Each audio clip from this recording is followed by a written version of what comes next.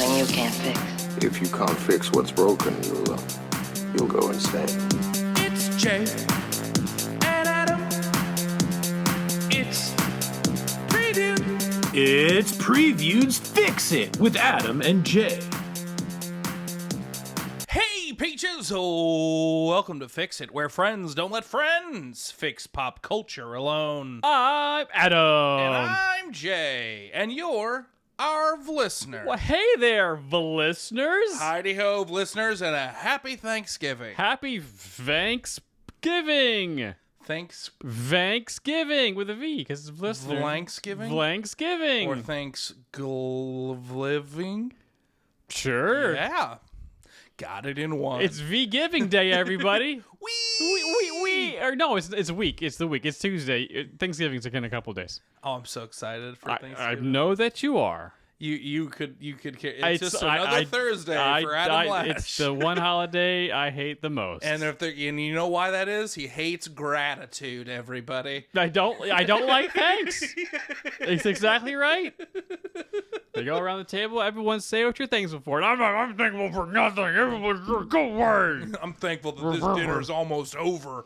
You're gonna get out of my house. You damn kids. You damn kids. I know even the ones I was like, I'm 13 and I'm in Pennsylvania and I don't want to be here. Stupid Thanksgiving. Do you have any Thanksgiving? Does your family have any Thanksgiving traditions? No. I am Chandler when it comes to Thanksgiving. Elaborate. Oh, when Ross brings Chandler home for the first time? Could you be any more Thanksgiving? Like, is that where it was going to go? No. It's just when Ross introduces Chandler to the family and he meets Monica for the first time.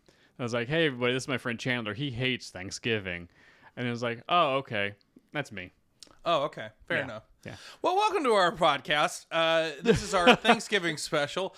If it's your first time watching and or listening and or all of the different things, this is Fix It. I'm Jay. That's Adam. Hello. We are two of the only hosts. I started that sentence weird. We're two of the only hosts of the absolute whirling dervish successful podcast that it literally keeps spinning and spinning and getting faster and faster. I hope you like G-forces because that's our show. Hope you like throwing up on the ride. Yeah, because or passing out like I did on Mission to Mars on my honeymoon.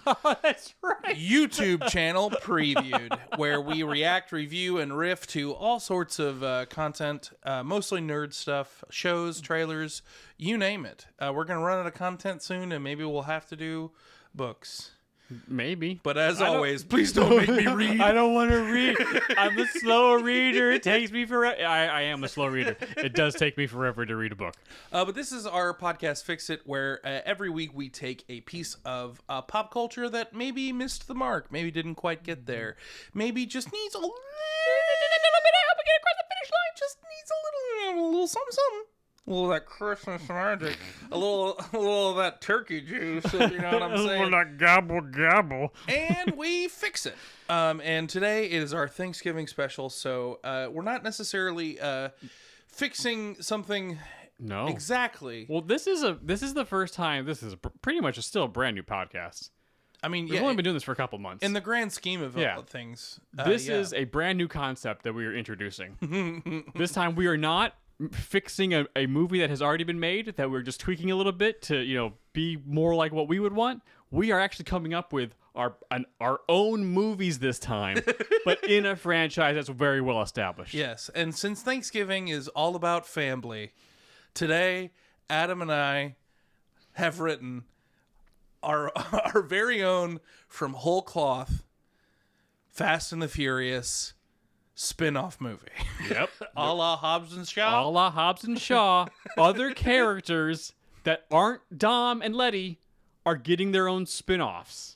Right? It's not Dom and Letty, because my characters, and we don't know who each other picks. I have Dom and Letty in my movie. Oh, sure, they could be in the movie, but they're not the main character of the movie. Mine is a Fast and the Furious movie that just happens to feature a specific character as the main character. Sure. Yes. Yes. But as some of you have seen on our YouTube channel, We are huge fans of the Fast and the Furious franchise. Uh-huh. At one point, leading up to Hobbs and Shaw, we marathoned all of them in one day in a 24-hour period. We barely made it. It took us 20 hours to do, I think, to get through all 8 of them. I slept through the 7th movie. You did. I caught some of it. I caught enough. You did. Yes, you caught enough. So we're huge fans. Now, that being said, they're not good movies. No, they're not. But they're very enjoyable. They're very fun. They're very fun. It is like... people are like, people get on like rag on Fast and the Furious. They're like constantly. They're like, oh man, like this doesn't make any sense and it's all over the place. This like physics doesn't make any sense. Yeah, blah, blah, blah, blah, blah. That's like, it's like getting off of a roller coaster and complaining there wasn't enough plot. You know what I mean? I wanted more plot when I was waiting 45 minutes to get on the coaster. And like they were really setting up like, this is a Batman roller coaster. He wasn't anywhere to be found. And I'm like, dude, just enjoy the flips, man. You know how your body went upside down a bunch of times? Look, car go fast. Woo woo. Now they do have that one roller coaster. It's at SeaWorld that is a VR coaster, and you put on like a VR headset. What? I know, and I really want to go on it. So you're on the coaster, and you're actually physically on the coaster, but you have VR it's like, helmets yeah, on? it's like the Kraken or something, and like it's like you are VR, like it's like the Sure. VR makes it look like you're just like underwater, like doing all those things, like running away from a shark or something. I Oh, don't that's know. neat. Yeah, but that's so I could get. I think that's the future if you want plot in your roller coasters. Sure. It also feels like it might be way more vertigo-inducing. Oh yeah, I would die Because as soon as the little crystals in your inner ear start getting like, wait a second, I'm feeling something and seeing something. Oh. Hi, we're inner ear crystals. We just need one more suggestion to get started. Oh man, but Before we expound more on our love for the Fast and Furious franchise, oh yeah, hey Jay, how you doing? you know, What are you thankful for, Jay? what am I thankful for? Besides this guy. I am. I will say this. I mean, not to be sappy or anything, but I am very thankful for you. Oh, Very much so. I was not fishing, but look what I got. No, of course. Well, of course, hooked ya. it's the two of us. I mean, like, we since we like kind of went full time at the beginning of this year, it's been, a hell of a ride. And honestly, like I've been struggling, but it's been all my own like kind of personal baggage. But you have been kind of the Rock of Gibraltar a little bit for me in a way that like we wouldn't be able to do. We wouldn't have made it without you. So I am very thank you for being you, and thank you for, you said that like your personal superpower is that you're a dedicated person, and that it's 100% true. So yeah, I'm very thankful for you. I'm thankful for the peaches. It's been fun in streams lately. Like a lot of people are kind of coming back out of the woodwork, and people we haven't seen in a while, and it's just nice. It's the amount of positivity and the amount of like support everyone's giving each other is just like we've built a really cool little fun community. Like You really everyone have. is really kind and sweet and supportive, and I'm very thankful for them. And I'm also just like, dude, I am so excited to go away for a week. I'm so excited. You're thankful for time off. No, it's not even that. If I'm being honest, I've been really homesick lately. Really? Yes. Yes. I've been really Aw. I miss my I haven't seen my mom and dad in a while, and I haven't seen my brother or sister or my nephews. Like I haven't seen it. Like I haven't got to spend like quality time with them in a really long time, because every time we come in, it's like an event now because we don't go there. We don't see them very often. So it's always turns into like this whole thing. And I'm like, oh, this is just going to be a week where I just get to chill out with my family. Yes. Which is huge. Yeah. Because I was like, do we have a lot of plans? And my mom was like, we're going to be at the beach. We're just chilling. And I was like, There it is. Yep. that's the speed I can handle right now. Yeah, man. I love that. Just me like just getting to hang out, and it's not like it's not a whole thing. Will be really really nice. And my uncle is making ribs for Thanksgiving, and he's like I don't know, I don't want to like upset anybody, but like the house has like a barbecue and a smoker set up. Like I'm thinking of just smoking ribs for Thanksgiving. Do you think you guys would be mad? And everyone was like, No, it sounds awesome. No, that's yeah. Yes, please. Like, let's shake it up. My favorite of our Thanksgiving traditions, which is a relatively new one.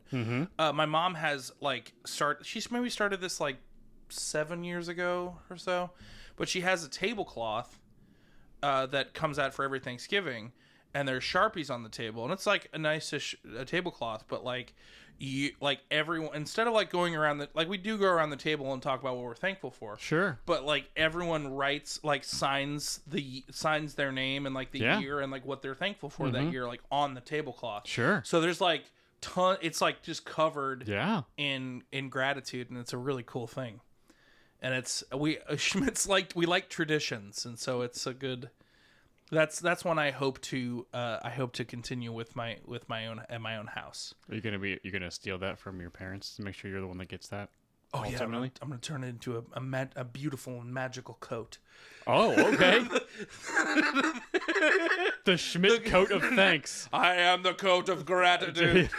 The fabulous coat of many thanks.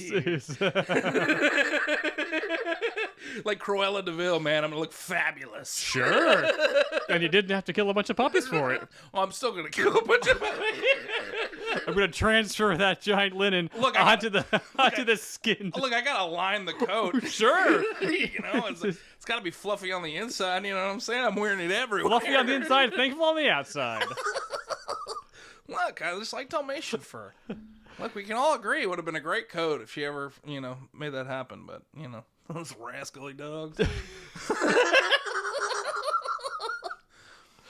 That was quite the journey. Yeah, everyone doesn't like Cruella de Vil, but if Lady Gaga showed up to the the Grammys wearing a Dalmatian coat, everyone would be like, "Whoa!" The hot new trend. Anyways, that got a little dark and a little weird for a Thanksgiving episode, but here we are. Here we are. But yeah, I'm really. Are you excited for Thanksgiving? Are you excited for the week? Yeah. Cool, man. Thanksgiving, woo! No, I'm excited that we're gonna be dark for a week. A nice time to, because we've been pretty much going since August, pretty much. I mean, it slowed down a little bit with Andor. Well, we could have used a week off there, but I got COVID. Ah, that's true. That was the moral of the story. It was just there was no, because we had gotten to a point where, when I got COVID, you and I were running on so many cylinders. It was we needed some downtime, and we got it, but I was flat on my back for all of it, and it wasn't as restful. No, but this is good. And you were like, "Hey, don't die, please." Can't do this alone. So I'm thankful you're still alive. Yeah, because there's no plan B here, Jay. It's you're kind of plan J. Yes, that's the only plan I got right now. Then I'm gonna ride you like Swiss Army Man until it stops working. Which was a very weird movie. Just going down to the catchphrase mine. Clickety clickety clack, clickety click. What did you say this time? Clickety clickety clack. Oh boy. But my parents are coming up to New York for Thanksgiving, and we are gonna have Thanksgiving burritos, and we are going to watch a lot of movies because there are a lot of movies out on all the streaming services. Yeah. So there's plenty to watch. Plenty to watch. We're going to go to The Play That Goes Wrong on Friday, a matinee. Fun. My parents have not seen that. And it's been years since I've seen it. And it's probably one of the most favorite plays I've ever seen. Well, it's one of the best choreographed thing on Broadway. It's an incredible feat of theatrical magic. Yeah. As it were. I still don't know how... The fact that show has still continued to be in New York and is not always in the headlines for people getting hurt is actually truly impressive, because the amount of accidents that they are forging is so easy for that to go wrong. Yes, in an actual way. To really go wrong. Because I'm like, oh man, this is kind of silly, and then Act 2 comes and I'm like, oh, how did they? Oh no! How are you not dead? How are you not dead?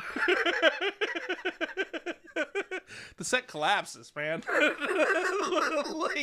It's crazy. It is crazy, and well, my parents were like, okay, we're gonna. Well, it's like because we couldn't find anyone to stay with the cats, and honestly, I really just wanted time off Yes. to just be. Yeah. And I don't. As some people, someone asked us on Discord about like Adam and his family time, or was like, why does Adam not like or doesn't like traveling and stuff like that. I was like, I don't relax around my family Yeah. because I still need to be on around them because I Sure. just can't. So I really wanted to just for Thanksgiving week, since you were going to be gone a week, like, okay, we're not doing anything for a week. I really just want to, and we can't do that with no one was here for the cats. So like, hey, do you guys want to come up? You've never come to us for Thanksgiving. This would be a first. And Mom's like, yes. Like, whoa, you answered a little fast. Okay, great. I'm glad that worked out. We're gonna have some Thanksgiving burritos. It's gonna be fantastic. And she's like, yeah, I don't care, whatever. Woo! Like, oh, okay, great. So my parents are coming up. They got a hotel room a couple blocks away. Oh, okay. There's a new hotel somewhere up in Washington Heights that's like just opened up like recently, a couple months ago. Yeah. And I think I know which one you're talking about, and I was gonna be more specific, and then I was like, people might find us, and that's not. I don't like that. No. we don't need to be specific. we do not. We're already specific enough. We very much are. But yeah, and then Mom's gonna watch. Mom and Amanda will watch a stream of the parade Thursday morning. Are you not a parade person? Oh, I hate it. What? It's boring. It's fun. It's boring. It's fun. Well, the whole point of you don't. Okay. Okay. What's the point? What? Okay. Okay. No. Sure. The parade. Yeah. It's just balloons. Yeah. Yes. And people lip syncing to songs. Yes. You don't. The parade is you don't sit down and like put your head on your hands and just like watch the parade. Sure. There's other stuff going on. Like you're getting prepped for the meal. Like you have it on when you're like drinking your coffee and like doing other stuff. There's no one's like parade. No one's like locked in on the parade. There's other stuff going on. Okay. You have not spent Thanksgiving with my mom. Oh, she like sits down and like really my mom watches is locked in. Oh. She loves herself a parade. I mean, who doesn't love a parade? Clearly Adam. It's boring. Did you root for the Joker in the beginning of the original Batman movie? No, it was a parade. It's like, boo, your plan's bad. Who would go to this parade? Free money? Okay, sure, whatever. This is probably a trap. See, I was right. Parades. I just want to chill in the morning. Oh, Thanksgiving morning, great. I'm just gonna. The only thing I lock in and watch is the Westminster Dog Show right after the parade. Really? Whoa, the dog show. Yo, pretty puppies, being cool, walking around. Getting their jibs measured. Yeah. I love the dog show. Really? You don't? No. Who doesn't love a dog? The dog show would interrupt Raw back in the day, and I'm like, are you kidding me? I want to see The Rock and Stone Cold go at it tonight. I don't want to see these stupid dogs dancing around.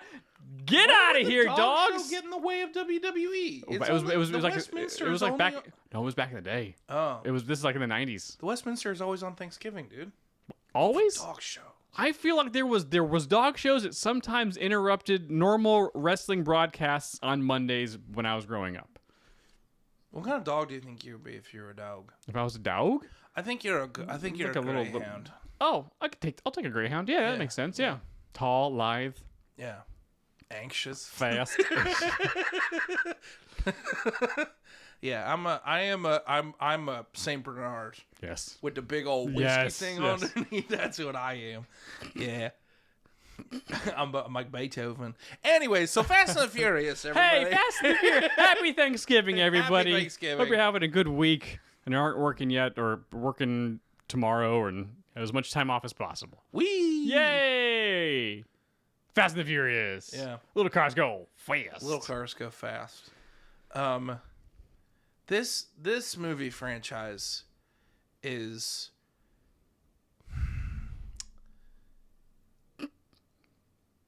sorry, I didn't mean to get like really like introspective there for a moment, but it's like it is truly it's an amazing thing, this movie franchise. Yes. Because no other franchise has done what this has done.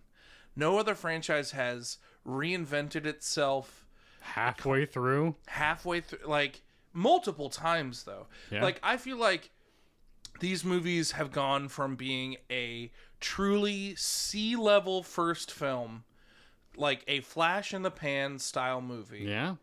to becoming international blockbusters that have actually Mega nothing, blockbusters. Like mega blockbusters they make that billions of dollars. that has nothing to do with where we started.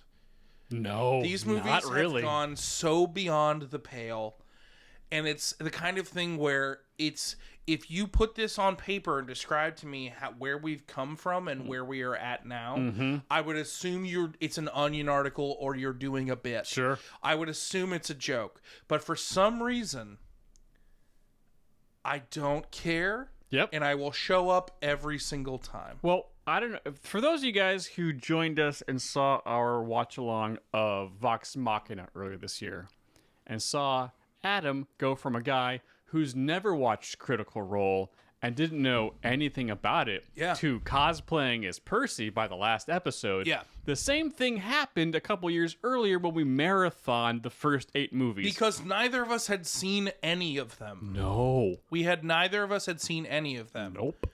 And the we movies got, have been out at that point for almost a decade at that point. Yes, they've been out for quite a while. They were on, like, this was for Hobbs and Shaw coming out. Yeah. So, like, this was, like, for the first, like, major, like, spin-off. Mm-hmm. And, we got into it real quick. Well, the first movie's good. For what it is. For what it is, it's really good. The second movie, Look. not as great. Dom's not in it. Surprise, Dom's not in the second movie. Yes, but, What? But Tyrese is incredible in the second movie. It's the one and only time he's like a main character. And it's the only, and it's my only frustration with the Fast and the Furious franchise is that they knew how to write Tyrese and have slowly but surely ruined his character, because in Too Fast, Too Furious, he is incredible. Yes. He is funny. He is enigmatic. He can be intimidating at times, and then slowly but surely they have just now he's the Joker. He's just the fun. the edges off that character. He's just the punchline machine. Yeah, and it just doesn't fit anymore. For me. No, it really doesn't. And that's that, and they've literally never known what to do with Ludacris. They've never known what to do with him. No. They made him a computer hacker, but now we have another computer hacker, and so what is he even whose there actual for? job is computer hacker. Well, he's like the tech. He's guy. like the tech- He's like yes. the science tech guy. but she is actual computer person. It's just it doesn't. And the third one, Tokyo Drift, of the first 3 movies, Yes. is the best of the 3. Tokyo Drift is a good movie. Tokyo Drift is a very good movie. It's also like the driving in all these movies is fantastic because there's some really amazing stunts. Yes, But the drifting they were doing is insane. has never been repeated in any of the films Yeah, because they was like, well, we're not in Tokyo, so we're not drifting. But like, yo, we go and drift in Tokyo. That's the whole name of the movie. It's very good. How did all the moves and the fast cars, little cars go little cars go real fast on little streets. Little cars go in little circles, real fast. So you get those first 3 movies, and then Dom shows up randomly at the end of the 3rd movie. I was like, man. oh, whoa, what? How? What? Oh my god! The main actor from Tokyo Drift, I think, also got done pretty dirty. I think they could have made a play for him, because he also became, in the most recent movie, a kind of a punchline machine. He became a punch. Yeah. I was like, this sucks. I hate this. He's cool. He was really cool. He still to this day has had the coolest car. That Shelby is yeah. It rules, man. It's better than Brian's Subaru. It is. And also his name's Brian.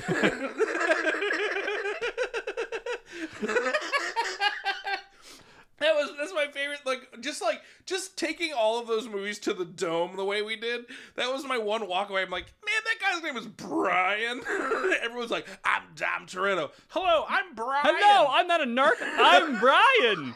Brian. Can I date your sister? I'm Brian. Hey, producer Brian here. Brian is a fun, action-packed name Thank you very much. And then look, I just ended up calling him Paul Walker all the time, and it was truly a tragedy. Him passing away, and it was very sad. Oh yeah, it was very emotional. But like, man, it's the one thing that takes me out of it when they're like, man, I miss Brian, and I'm like, Brian. Well, Brian is still alive in the and canon. My best friend and the producer of this show is named Brian. Yes, but with a Y. It's not where you think. It's not where you think. It's in his last name. It's not in his. It's not in the Brian part. But Brian's still alive in universe. Like, I thought that was nice. Yes. Because I had forgotten about it. But like I rewatched 9 and I was like, oh yeah, he's like off screen. He's helping with the kids. Like that's really nice that he's still there doing things and being a part of stuff, even though we don't get to see him. Like, we don't need to see him. It's just a nice little touch that he's still around. Yes. And the sister's, kicking ass and doing things Absolutely. and being part of the family. When 4 comes out, we got through the first 3, and when we watched it, everyone's like, Tokyo Drift sucks. And we got to the 3rd movie. It's like, what are you talking about? This movie was awesome. Movie's pretty rad. Well, okay. It's got a little Bow Wow. What are you doing? His name is Twinkie. His name is Twinkie. His name is Twinkies in the movie. Because I refer to him as Bow Wow. Did a lot of research there, huh? I researched a lot of things. My fix uses a lot of threads that are out there. We're going to weave them together in a nice little tapestry. But when Fast and Furious 4 comes out, like, that's when things start to shift. Yes. Because now it's back to kind of what the first one was, but now it's like, no. Well, we're going to get a little bit more action in this one. 4 was only okay. 4 was okay, but it was a departure from the other two, like, departures. 2 and 3 were departures from the initial one. Yeah. And 4 was like, okay, back to Dom and gang. Yeah. And then, it was a cool adventure. It's okay. But then and when it was technically a prequel because Han was in the 4th one too. Yes. Yeah. And then Fast 5 hits. And that was a cool moment in the intro of 4 when you realize, like, Han's a part of the crew. That's cool. Mm-hmm. Yeah. But then 5 rolls around, and then 5 may be one of the best heist/action movies ever made. Like, having The Rock chase him the whole movie, and them having the full-on son of a bitch I'm in moment with everybody. I don't think, like, Fast and the Furious 5, like, look, in my opinion, everything past 5 has slowly just been digging its own grave slowly. Oh, really? Yeah. I think everything past 5 is just the wee. It's just we're just on a roller coaster of rides now. When The Rock punched a torpedo, I was kind of like, all right. All right. Now we're just here for having fun. When, like, we had an evil Dom, and I was like, nah, I'm good. And evil Letty. Remember? She and Letty died and then came back. Yeah. It was really stupid. Yeah, but who cares? But who cares? But who cares? At this point, I think the success of 5, and that when they pulled the safe, the vault, more of a vault, out and dragged it around that town, and somehow didn't murder so many people. That safe crashed through a bank building and murdered probably 24 people. Easily. But the success and the fun of 5. the bottom of that safe should just be caked in blood. Like, they're just dragging it down the highway, and it's like, oh, that's a messy safe. Where do they go? Well, I mean, we can just follow the trail of blood down the avenue. But I think 5 was such a success, and I was like, well, that was more of an action film than it was like a Little Cars Go Fast movie. Well, there we go. I guess we're just an action flick series now. Okay, great.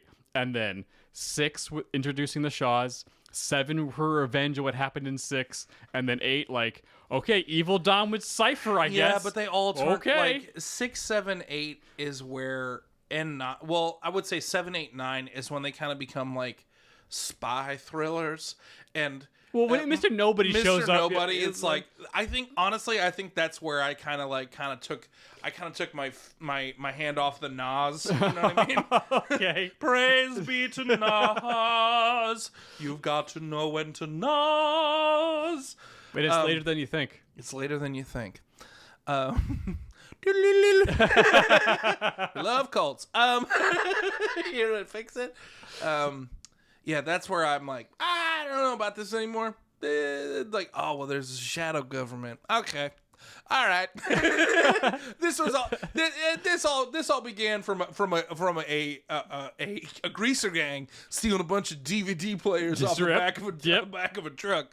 I think I think we've gotten a little too far off our noggin here. We did, but hey, the government needs specialized agents to go do things that other people couldn't do off the books, and little cars go fast and vroom vroom and do crazy things, and then it just became like an action spy car movie, and I don't care at all. Yeah, because they keep finding ways to one up themselves, or not one upping themselves, but they do, but like also like they're not the action and the inventiveness of the car scenes is not diminishing. No, they're still coming up with creative ways. Still gets nuts. It's lateral moves and sometimes a little above, but In like the it's most never recent movie, below what they've previously done. Dom attaches a cable to his car, Yes, and then uses it to jump off a cliff and crash his car into a plane. It's nuts. I was like, huh. I will say this: Fast and the Furious 9 was our first, both of our first movies back after COVID. Oh, that's right. It was the perfect. It was the perfect movie to come back to the theaters for. I was like, yeah, man, yeah. This is just dumb fun. John Cena's here. Why? Shut up. That's why. Shut up. He's his brother. He's been here the whole time. Shut up. It's fun. It's fun. Fast and Furious like paved the way for Fortnite. Like I imagine them at Fortnite being like, well, why would the Star Wars characters be in this game? Shut up. It's cool. I want to be Boba Fett. I don't need you to explain it. Just shut up and let me do it. Like, oh man, I want Boba Fett to kill Spider-Man. Okay. Cool. Do it. Take this, Spider-Gwen. Clack, clack. Yeah, they're going to pay for it. Who cares? It's the movie, and here's the thing: like they are so cognizant of their own story. Like they're keeping like people coming back.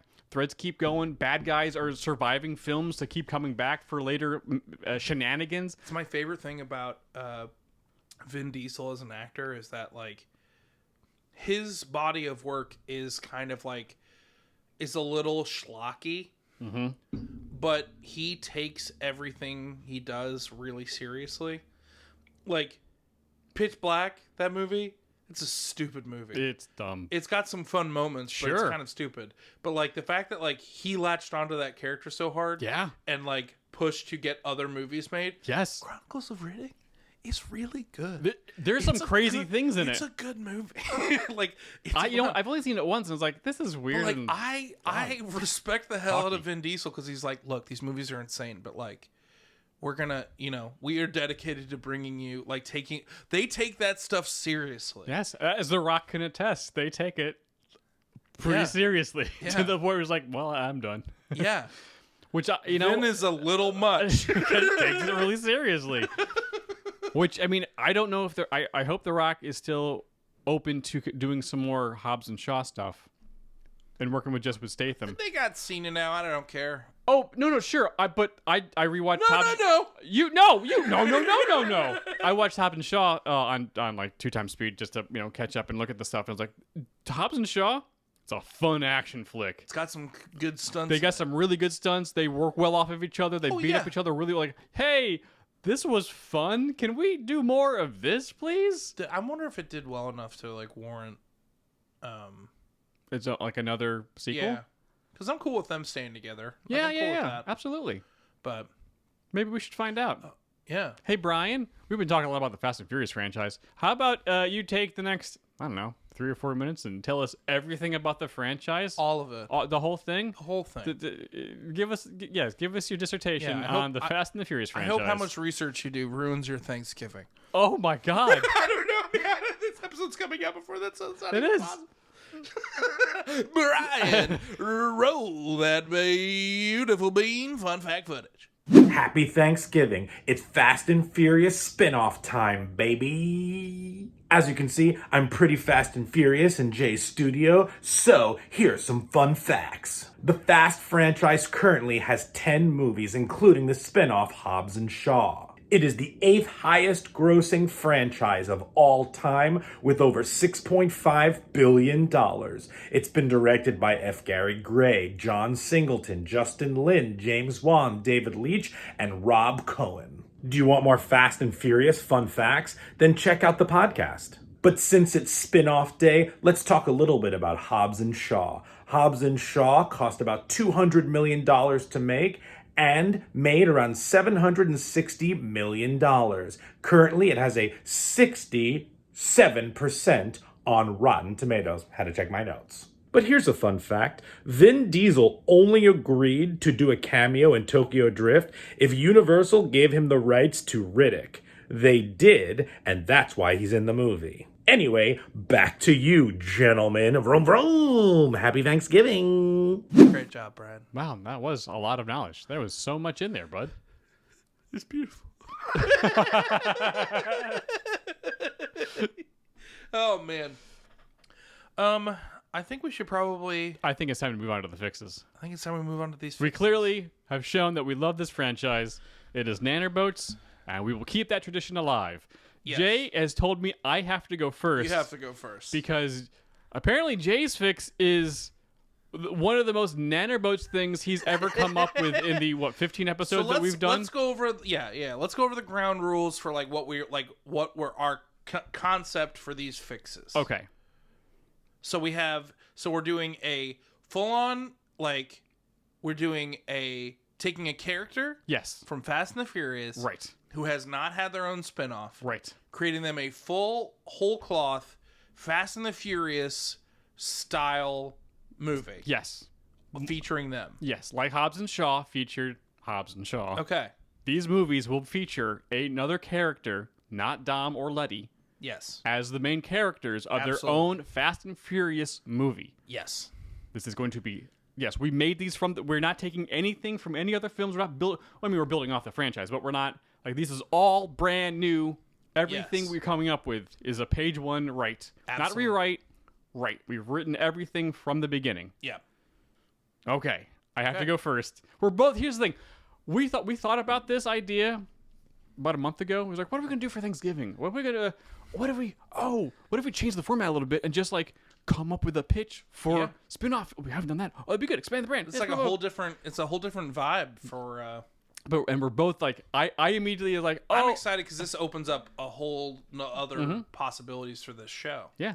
Wait. Hold on a second. I know this is a collaborative process, and the three of us work very hard to bring you an incredible podcast and YouTube channel, Hive listeners. But I just want to say that it was me. I came up with the idea of the spin-off. Thank you very much. Back to you, gentlemen. But we both, I feel like I knew who I was going to get immediately. I think Jay realized who I was going to pick, and he was like, okay. Oh, I already knew when the sentence came out of your head of what if we did Fast and Furious spinoffs? I'm like, well, Adam's picking Han because Han is Adam's favorite character, and Han deserves his. And honest to God, Han deserves his own movie, 100%. If we actually had to go into an office and pitch a Fast and the Furious spinoff, Sure. A Han movie is in the mix. Absolutely. For sure. Mm-hmm. If we were actually trying to sell it and make money, that's what we're doing. I mean, and also if Universal or Justin Lin would like to reach out to us after listening to this podcast, Look, not just straight stealing these ideas and hey, do you guys want to? Look, you got be a part of it? Blue Sky and you got Nitty Gritty. We're here to party. Do you want to help storyboard this thing? You want a little story by credit? Yeah, sure, Justin. That'd be great. Yeah, man. Please don't ever put me in your horror films. They're very scary. They're very scary. They're very scary. You're very good at this. Yeah, I don't like it. Okay, I do like it, but I respect it. Back again, gentlemen. Adam, I think you meant to say James Wan, not Justin Lin.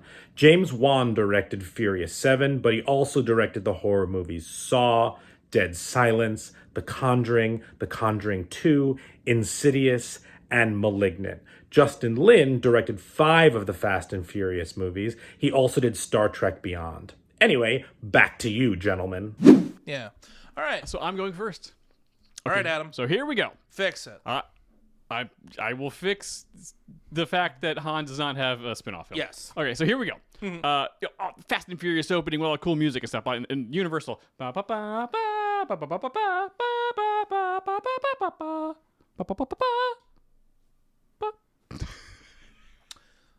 think that's how Universal stuff starts. Sure. Okay. So.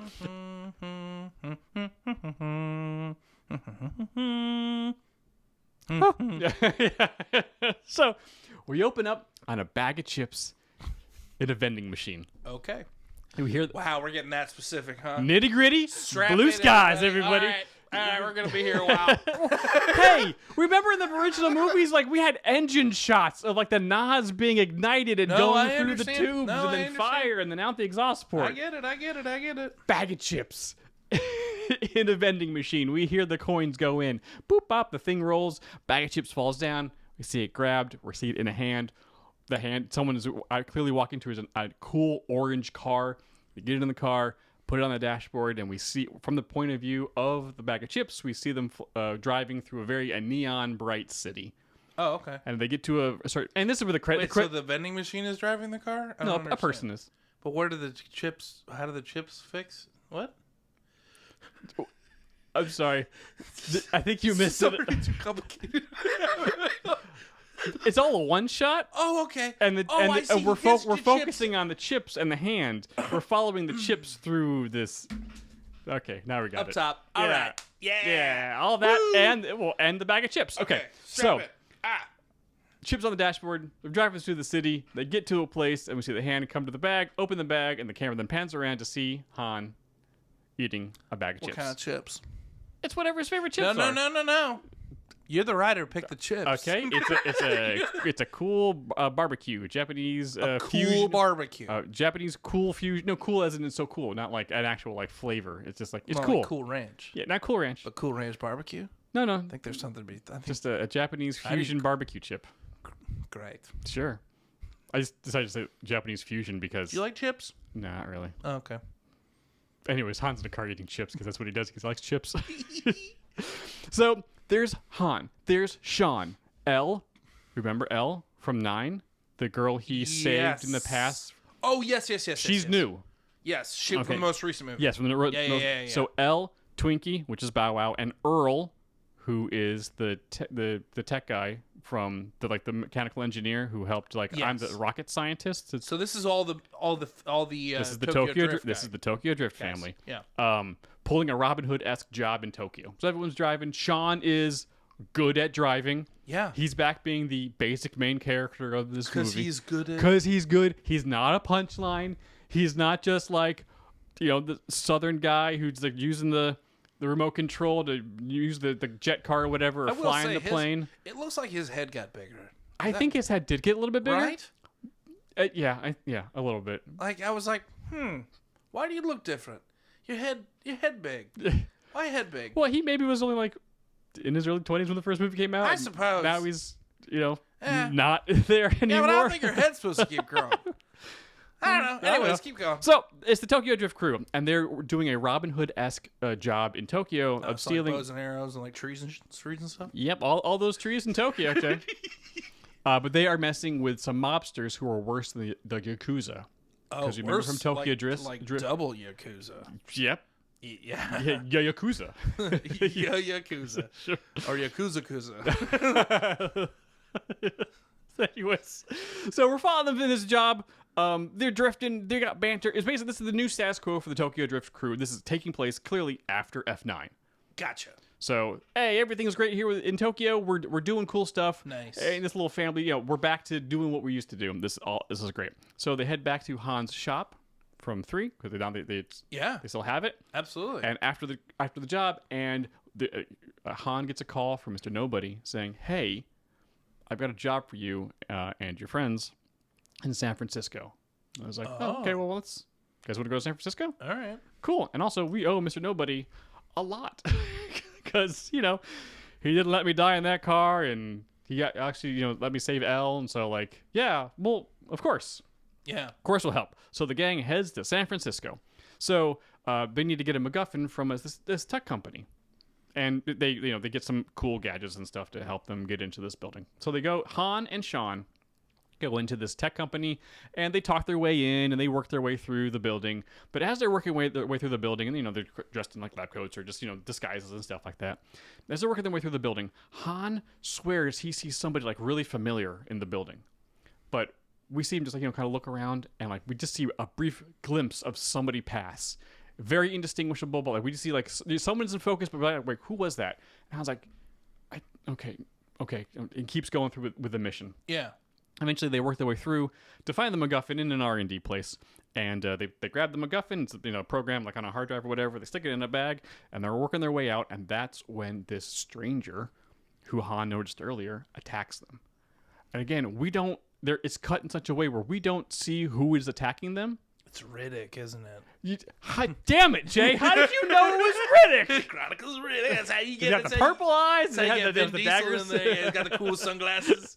Oh man, and Judi Dench is there for some reason. Oh, that's right. Yeah, she was in that movie. Yeah. Okay, so they're trying to get away from this mysterious stranger who we still have no idea who it is, and they find their way into like another R&D section where they have these cool motorcycles that they're just kind of like working on. Woo! So Han goes for a motorcycle, pops on a helmet, which has got this cool like Iron Man heads-up display in the Always in the wear visor. a helmet. If you learn anything from watching Fix It, wear a helmet. Helmets We are love important, Colts everybody. and helmets. Especially Colts featuring helmets. Yeah, the helmet cult. So Han, jumps away in the motorcycle, and this mysterious stranger. We see them just as they put the helmet on, and they drive off as well, leaving Sean like, well, I'm just gonna slink back into the bushes and get myself out of the building. Sean gets out on his own and heads back to. He doesn't take a motorcycle too? No, because Han's Why got not? the MacGuffin. And there's only Oh. 2 motorcycles. The bad guy got the other one. Gotcha. So he heads back out, and so he's picked up by Twinkie, Earl, and Elle, and they drive off chasing Han, who's being chased by this other person on a motorcycle. So now, cool San Francisco Fast and the Furious chase. We have not drift around the cool street. we have not done any Fast and Furious chase scene in San Francisco. And San Francisco's got all those hills. There's a lot. Basically, San Francisco is a good playground for the Fast and Furious franchise. They have not done anything there yet. They could do cool stuff in San Francisco with cars and motorcycles. So, just in your mind, picture all the drifting and up the hills and around the place and doing all the sightseeing and stuff as they go through San Francisco. Can I write a bit for you right now? Please, I would love that. I like the idea of little Bow Wow's character, Twinkie, being excited to go to San Francisco because that's where he wants to go to the Full House house. He wants to see that house. And so I like the idea of them chasing Han and him being like, San Francisco, woo! And he puts on the tape deck the Full House theme song. It's so like, they're like, why are you doing this? It's like, get him! Woo! San Francisco! There it is! You got it, dude! Yeah. Sure, That's love good. it. That's fun. This chasing some fun. Yeah. So, basically, Han and the bad guy, they lose Sean and the rest of the crew in the cars, and it's just them elsewhere in the city on the motorcycle, and the bad guy causes Han to crash. Oh, wow. Oh no! And so Han's takes his helmet off, he's all blurry and he's bleeding from part of his head. He's like, oh god! And we see the person walking from the motorcycle, and we see them take the helmet off, but the head is above frame. And as we see the person walk closer, and it's from Han's perspective, Giselle leans down and says, "Hey, babe," No. and takes the hard drive out of the bag, and then gets on You're the motorcycle. bringing her back from the dead. Takes off. But they were in love. Yes, they were. But why would she? Yeah. Why would she? Is this a plot line from Fast 6? Probably. Bruh. But shut up, we're having fun. You're just letting Giselle, well, why not do it again? Worked the first time. Yeah, who cares? Let's have some fun. And Yeah. also, I was really pissed when she died. So Shut up, enjoy the flips. You know what I'm saying? So the gang catches up to him because he's all bruised and bleeding, blah blah blah, and he's like, "Oh my god, what happened?" He's like, "I think Giselle. What? We need to get him help. He obviously needs some medical help. But where do we go? We're really far out." He's like, "You need to take me to my friend Ben. Ben can help me." And I'm like, who the heck is Ben? But the off screen they figure out where Ben is, and they go. Big Ben the bear. Is it the bear? Actually, no, it is. He was a cuddly bear. But we're blue sky today. So We it could are be blue anybody. sky. So they travel. They find his information on his phone or something like that, and they go to. Act broke as well. I always act break these things. I got my tiny little book of spells. Whee! So they find out where Han's friend Ben is, and they go to Ben's house. And so who is Ben?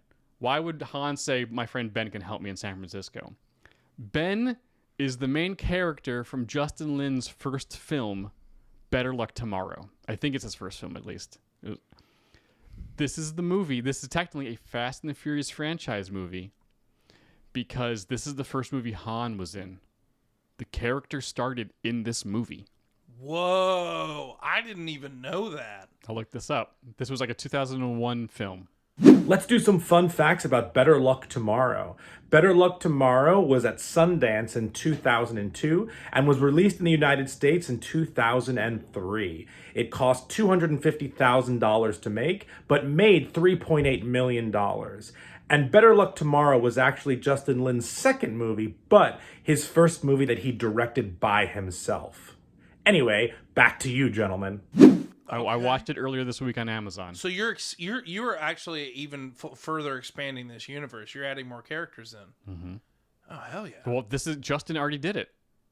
He wrote Han in this movie, and then when he made Tokyo Drift, he transported Han into the Fast and Furious franchise. Bro, okay, nice. So that's a pull, dude. Yeah, I know. This is like that's why I was really excited because I would have looked it up. I was like, oh, there's another movie that's not in the Fast and Furious franchise that Han's in. Yeah, man. Well, I have to now. So I watched it earlier. It's not too bad, but it's like a classic. Like you watched that one too? Yeah, you crazy. It's on Amazon. It's like a classic. One of those classic. It's Tarantino-esque teen crime dramedies. Okay. So I recommend it, but also I'm gonna spoil it here because I'm gonna tell the backstory just as a heads up. Totally fine. So, Ben helps Han, but he's not thrilled about it because he hasn't seen him in a very long time. And as they stabilize Han and get him patched up a little bit, Ben's like, and especially like Sean and like Twinkie and Earl, like who are you to him? And I was like, well, actually, Han and I were friends back in high school, and we, like a lot of teenagers did. We got into some trouble. We made some mistakes. And his cousin, which was my best friend, he committed suicide. And after that, like Han just wasn't. After high school, he like left and went to Mexico, which is where he meets Dom. This is good, man. Yeah. This is good. And I haven't talked to him since, so it's been like 20 years. But yeah, because I also left, I couldn't be around. But like we made a lot of mistakes back then, and I thought I would never see him again. So while that's happening, Earl's messing with the bag and the gadgets they got from Mr. Nobody. Turns out that bag downloaded all the things on the hard drive. Oh, one of them techno bags. I got like a techno bag. Yeah, techno bag. So good job, Twinkie. Earl's like, wait a second. There's a hard drive. Wait a second. He plugs it in, turns it on. Like, hey, the whole thing was like, wait a second. And all of a sudden, on his laptop, an AI appears. Hi. Who are you? Wait, where am I? This isn't... What's going on? So, they stole an AI.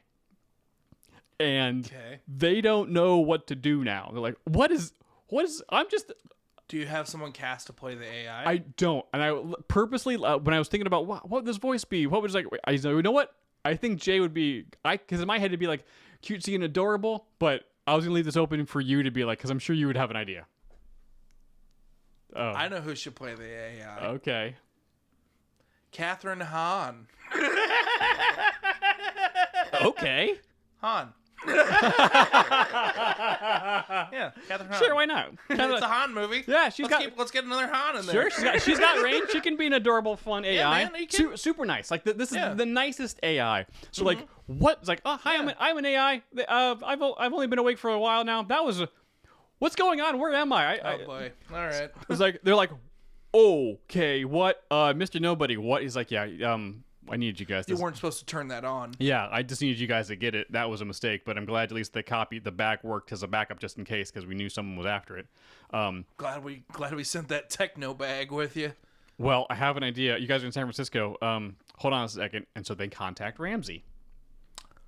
And it's like, hey, I know you're down in L.A. Can you come up to San Francisco or down to San Francisco? I don't know where the cities are oriented in California, but like, can you head to San Francisco to help Han and the crew because they have something. Use the correct direction and come to San Francisco. And then Ramsey's like, I've only really just got my driver's license. Like I'm not good at. Okay, I think I can make it. I mean, it might take me a little while because remember she drove for the first time in the last movie. Oh yeah, I forgot about that. She's driving the magnet truck and she's like, guys, I live in the city. I don't drive.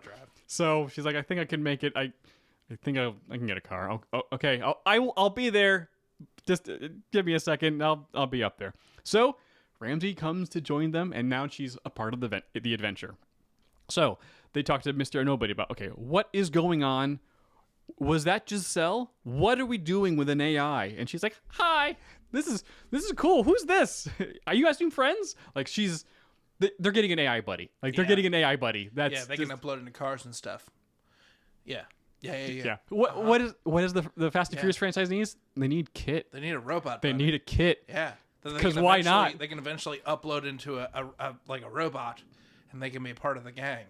Or just be part of the cars. Yeah, man. What? Because I mean, it's 2022. You're telling me we can't put an AI in the Fast and Furious cars? Like, come on. That's the one. Fast and Furious. That the family is missing like a snarf. You know, we need to snarf it up. Snarfy snarf. So, Mr. Nobody, what is going on? And he goes, okay, so here's what we were afraid of, and this is what's happening. Etion is back.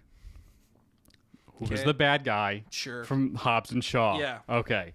And they're after the breakthrough AI to help them cull the world of the weak, which is what they were going to do with that virus in Hobbs and Shaw. Oh yeah. But this time they had a different idea of like, hey, what if we used AI to help figure out who we would need to do it, and then we could just take them out. Kind of like what Hydra's plan was in Winter Soldier. Oh yeah. But here's the thing: what you guys have on hand right now is what's called an artificial general intelligence, which is as smart as the smartest human. So it's really it's a technical breakthrough. But what Etion is really after is an artificial superintelligence, which is way smarter than the smartest human. Gotcha. But in order to do that, they're going to need another program to help to augment the general intelligence. Exactly. That's actually kind of a cool way of delineating it, and it's also a great way of getting an AI on our team without them being a Skynet situation. And Mr. Nobody had an inkling that Giselle was running around out there, but he wasn't sure, and especially after what happened with Brixton in Hobbs and Shaw, because Shaw said multiple times, I shot him dead in the head 8 years ago, and now he's back. So Etion must have gotten a hold of Giselle and experimented on her, and she's now back. Okay. So I wasn't sure, and I wasn't trying to do this on purpose, but like, you would be probably the best person to find out if she was, which is why I sent you on this mission. Oh boy. Yeah. So we flash over to Etion, and Giselle's there interacting with a weird ass voice that like Brixton was doing in Hobbs and Shaw, and she's replaying in her mind that interaction with Han with the motorcycles, and that creepy voice chimes in and is like, blah, blah, blah, you good job on the mission, good job, killing that, hurting that guy, because remember Han's the one that betrayed you, and he's the reason why you died.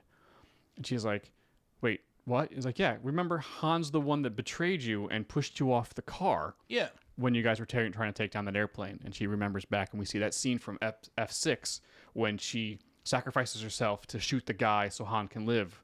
Yeah. But this time we see Han push her off the car. Oh, they're like augmenting memories. Yep. Okay. All right. So, hey, here's the... We're also setting a precedent that like, we can... you just remember it wrong.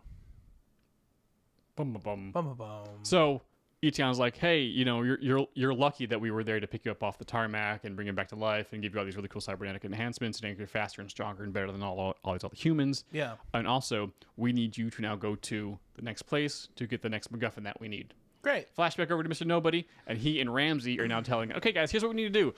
So the program that everyone needs to change this AGI into an ASI is in Venice. It's a company that's located just on an island just off the city. Gotcha. So we got to go to Venice and steal this thing before Etion gets there. All right, guys, we're headed to Venice. Everyone heads to Venice. They go to the building. Turns out Giselle's already been there. She's got it. So like, oh no, we got to chase after her. So now we're doing a boat chase, Fast and Furious boat chase. There has not been any boat chases in Fast and the Furious. Gotcha. They jumped a boat onto that yacht in the second movie, but there's really been no water chases in a Fast and the Furious movie. Gotcha. So now we are going to do a water chase in the Fast and Furious. They're doing it on boats. They're in Venice. They're in the canals. And then eventually they're going to get into personalized subs. And now they're chasing like, Sequest DSV underneath Venice because there's a lot of really weird ass stuff underneath Venice. Like poles are holding up the city. So now Han's chasing Giselle and these personalized subs, and it's super crazy. And they're and everyone You else said Sequest. That's all I needed, man. Woo, Sequest. So like it's people are chasing on the surface, people are chasing underwater, like it's all yeah, crazy. man. And eventually, we're gonna chase all through Venice, and it's gonna be really cool. We're gonna see some sights and stuff about it. And eventually, it's gonna end up in cars, and we're gonna be in the Venetian countryside. And eventually, Han and Sean are able to disable Giselle's car. With the power of their drifting. Sure, Yeah. because they're very good. Like where their advantages is behind the wheel. Yeah, man. Han and Sean are not fighters, but they are drivers. Yes. They are good at this. Yes. So they're able to make Giselle crash or something like that. Sure. So they get her out of the car, and they're able to get the MacGuffin away from her. Yeah, man. And so Han gives it to Sean, and then goes to Giselle to like try to like, what? Hey, like try to get through to her. And just as like there's like a flash of like recognition and like Han, like we see Han getting grabbed from behind and tossed. Tossed. He gets yeeted away from Giselle, and then we see Sean also just get like a boot to the face, and it's like whoa. Blah. And there, it's because Han and Sean they can like roll on the ground like really close to each other, like Yeah. what was that? And they turn back to Giselle, and standing above Giselle is Riley, who I know you won't remember from just the name alone, but that was the character Gina Carino played in Fast 6, who got yeeted out of the airplane by the Harpoon Gang, started by Letty. Yes. So, because I was like, we know the bad guy. Wait a second, they're already there at the airport. Wait a second, there was another body on that airport. Her name was Riley? Her name was Riley. I looked it up as Riley. Okay. But, so... Enjoy the flips. I know, yeah. It's Gina Carino's character from F6. But here's the thing. Gina Carino is a problem now. So I'm recasting the role. Give me the same character. Okay. Recasting the role. I already know who's gonna. I researched who could possibly who could play this character. And here's who's gonna play the character. It's Stephanie Beatriz from Brooklyn Nine-Nine. Okay. As a redhead? No. Oh, that's just I don't know. That Was she a redhead in the show? No. Oh, Riley wasn't a redhead. Yes, she was. Was she? Yes. Yeah, well, whatever. We'll give her a wig. But she's also like yoked up a little bit. And Okay, so we're gonna judge her. she's up a little. she's I mean, she kind of looks similar, but we're gonna from a body structure size, we're gonna judge her up a little bit, and or maybe just give her a little a slight muscle suit. Okay. So like, because Gina I'm was not sure I see it, but I'll go along with you. sure, and also she's been genetically enhanced.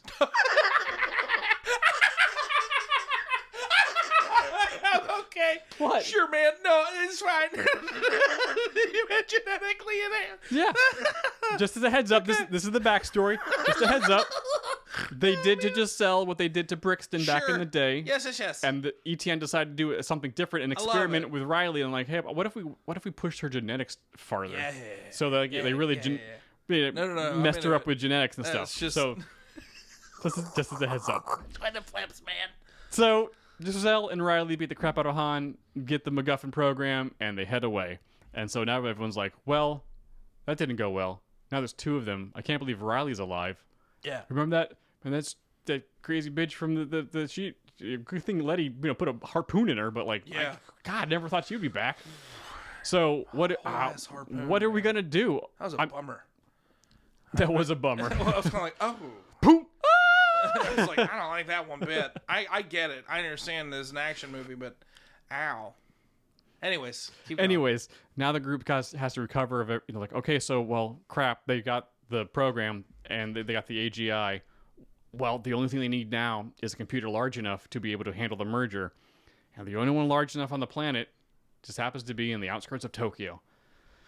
So we gotta go back to Tokyo. Yeah, man. Okay, plane flies, lands, stuff like that. Okay. Lands and drifts. As it Of course, that's how they do it in Tokyo. Yeah. just spinning donuts and was like, woo, yeah! I love Tokyo! So we're back at Han's shop, and we hear Han on the phone being like, you owe me one, and I'm calling one of my favors in. And he hangs up, comes back to the group. I was like, okay, so we got Han, we got Sean, Elle, Ramsey, Twinkie, Earl, and the AI, and they're all trying to figure out what they can do. Yeah.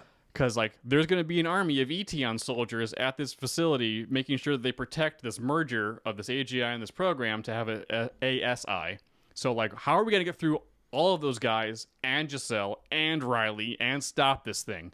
Because they're like, okay, step one, we got to take out the army. And Han's got an idea. And so he reaches out to the old Drift King from Tokyo Drift. Okay. Remember the guy that Sean raced at the end? Yeah. Who was Yakuza? Oh yeah. And says, because remember, this isn't that. Originally, well, we all thought it was like, oh, that was a really long time ago. It wasn't a really long time ago. It was only a couple years ago. Yeah. Now with the fixed canon. So Han reaches out to him and says, I have an offer for your father or your uncle, who is actually in charge of who's the boss of the Yakuza. Okay. So they talk about, like, hey, those Etion guys, like, they were actually in charge or helping that other Yakuza group that we stole stuff from the beginning of the movie that has been moving in on your territory. They're actually going to do this thing. We could really use your help. This would also help take out the Yakuza. So we should probably work together. Yeah. Okay, good idea. So they're like, let's put some old grievances away, and we'll work towards a common goal. Great. Han and the gang got the Yakuzas on their side. Awesome. Step 2, we gotta save Giselle. So she's full of Etion tech and programming. So our new AI friend, Catherine Hahn, is as smart as the smartest human. So she thinks that if we can get her connected to Giselle's internal systems, she should be able to purge Etion's software out of her hardware. Okay. Okay, so we just gotta figure out a way of getting me in there. Sure. Great. Step 3, stop the merger. Well, Earl's got an idea. He's the mechanical engineer. He's the rocket scientist. He's like, you know what I can do? A localized EMP. So, like, a lot of tech, yes, because a lot of tech nowadays is decently shielded from random just EMP. So an LTEMP. Exactly. Little tiny EMP. Yeah, just a little tiny baby boy. Hey, everybody. So, but like an up close EMP, like right in the supercomputer's face. Like, it's got some shielding, but like right there in front of it. So just a magnet. Yes, a giant exploding magnet right in its face should be able to be enough to disrupt the computer to stop the merger. Yeah. Okay, great. So that's what we'll do. Earl and Twinkie, they're working on the EMP. Ramsey, Elle, and the AI are working on figuring out a way to get the AI into Giselle and to disable her software to get her away from Etion's control. And Han and Sean are working with the Yakuzas to set up a battle plan to take out the army to get into the control room. Cool. Okay. Up top. Nice. Because it's like Hobbs and Shaw had a really big third act, so I was like, I feel like I gotta do that again. So we're doing it again. So the next day, the Yakuza, Han and the gang all head out to this, outskirts of the city base area thing and program. And the Yakuza are all on motorcycles. Yeah, man. Like, got swords and hatchets, and they got so many cool cars. Yeah. Like a huge, much like Tokyo Drift had all those really cool racing cars. A lot of that. Everyone's just streaming towards this base. And so the Yakuza just charging on their motorcycles, hatching away, and they're shooting, they're sword fighting, and they're fighting all these Etion goons. It's totally like it's Hobbs and Shaw. Like, this, oh my god, there's just so much crazy stuff. But this time it's got guns because everyone's got guns. Ah, God. So meanwhile, while the two armies are smashing into each other, Ramsey's, of course, lady in the van. She hacks into the building to get out the cameras and stuff, and she can also just clone the screen that we can kind of see Giselle and Riley in front of. Like, she can see how the merger's going, and the merger is at 17%. Bum bum bum. Bum bum bum. Meanwhile, while that's happening, Han and Sean are using all the mayhem to sneak into the building. Yeah. And as they're doing pretty good, but unfortunately they're jumped by like 4 huge Etion dudes. And again, were they also genetically enhanced? No, these are just normal goons. Okay. These are like a normal big goon 1 through 4. Wondering. Yeah, they're just bigger guys. Yeah. Remember, Han and Sean are not fighters; they are drivers. Yes. So Han can kick a little bit of butt, which he did in 9, but Sean's not really a butt kicker. So they're kind of getting their butt kicked. They're trying. They land a couple hits, but they're about to die. These guys are going to crush them, and it looks like they're about to get that crunch. And Hobbs and Shaw show up. No! Beating the absolute crap out of them. Oh, fun. Now, Where did they come from? Flashback to a couple minutes ago. Han was on the phone, so you owe me one. I'm calling you one of my favors.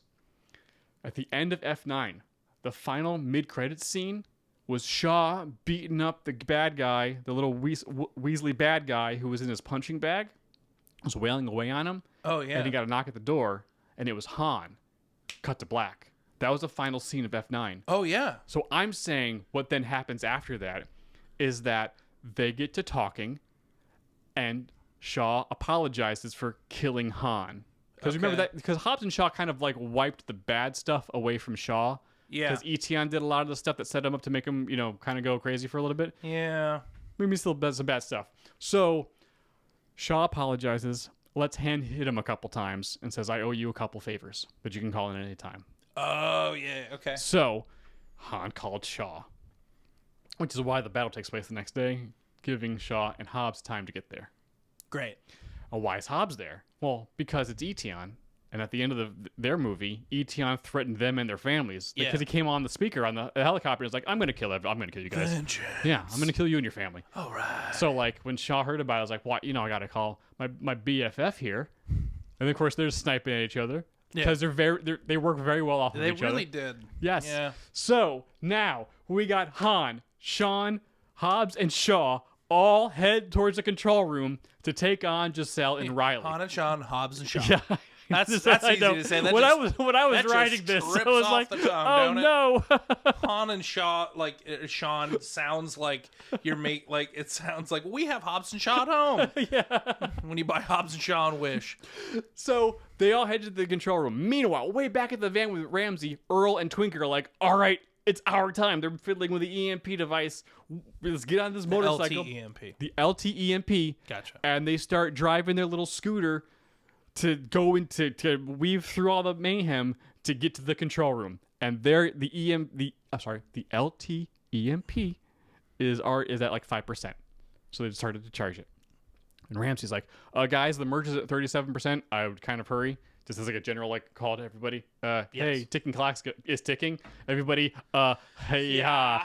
So Earl and Twinkie are kind of weaving through the battle, and the Yakuza and the Etion guys are fighting and pew pew and getting hacked and swords and stuff. It's all cool. That's good. So then we have Hobbs and Shaw and Han and Sean go in, make their way into the control room, and Hobbs is shocked to see a very alive Riley in front of him. Yeah. Because remember, she stabbed him in the back the last time he saw her. She so sure did. They start to fight. Yeah. And Riley should be no problem for him.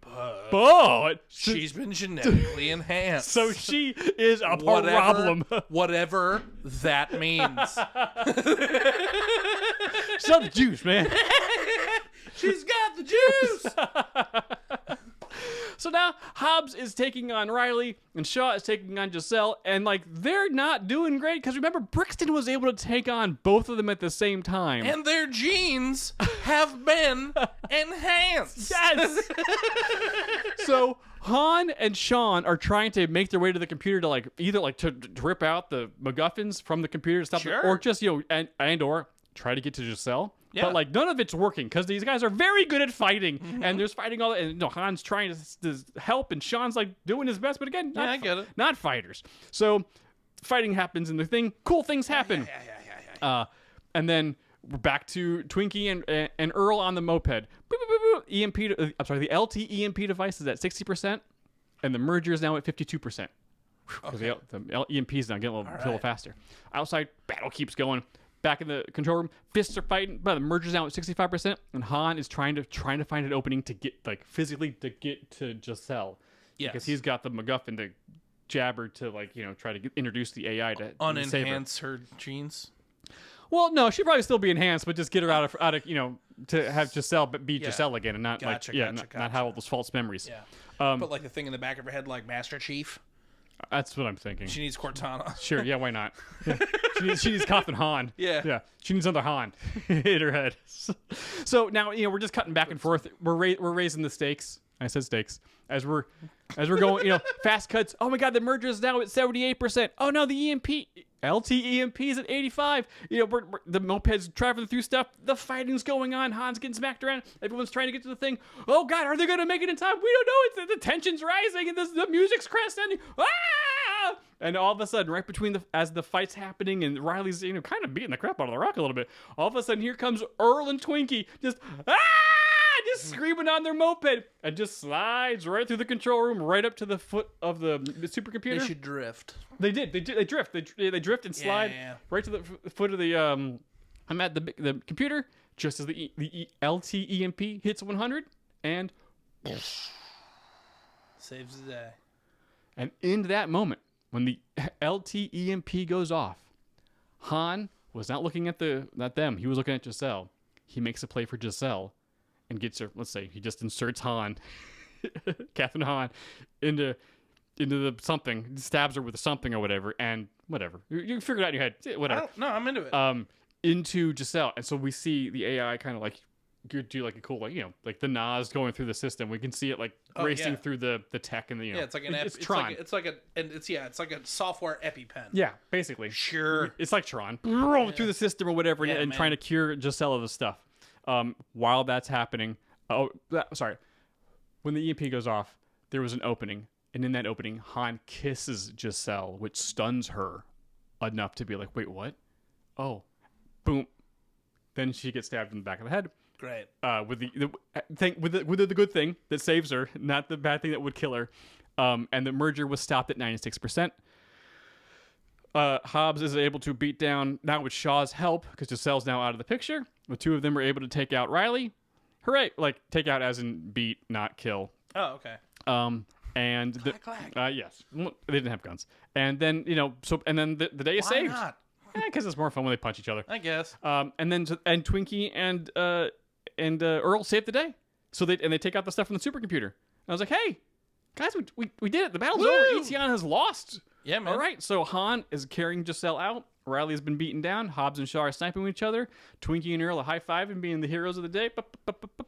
And they all head back to Han's shop, where they thank the Yakuza boss for his help in eliminating the bad guys. And Giselle's kind of coming around a little bit. Hobbs and Shaw are, being goobers and sniping at each other and making fun of everybody else because, like, they're so much better fighters and, bigger spies than the Tokyo Drift crew. And the AI is talking to Ramsey about stuff and, like, this was a lot of fun. And, everyone's happy and all is well.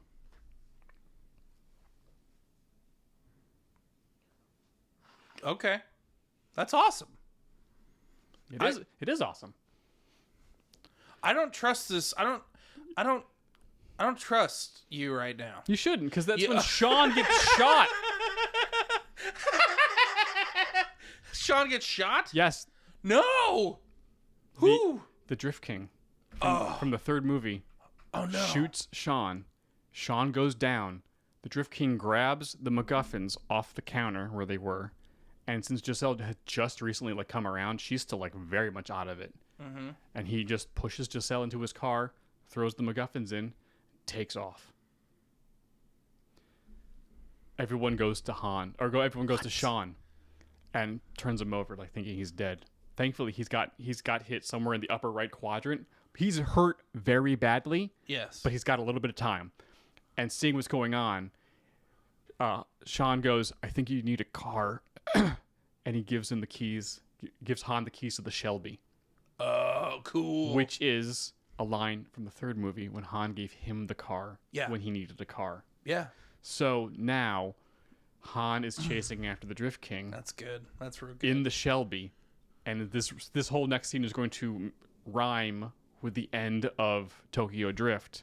Oh, cool. Because now they're racing up that hill that they raced down in Tokyo and Drift. Everyone's watching on their weird little phone. Yes, which they shouldn't have been able to. But in now, no way should they have been able to. But now, where it is actually in the timeline, yes, they should have been, but they shouldn't have had those phones. They should have had iPhones. Yeah. Either way.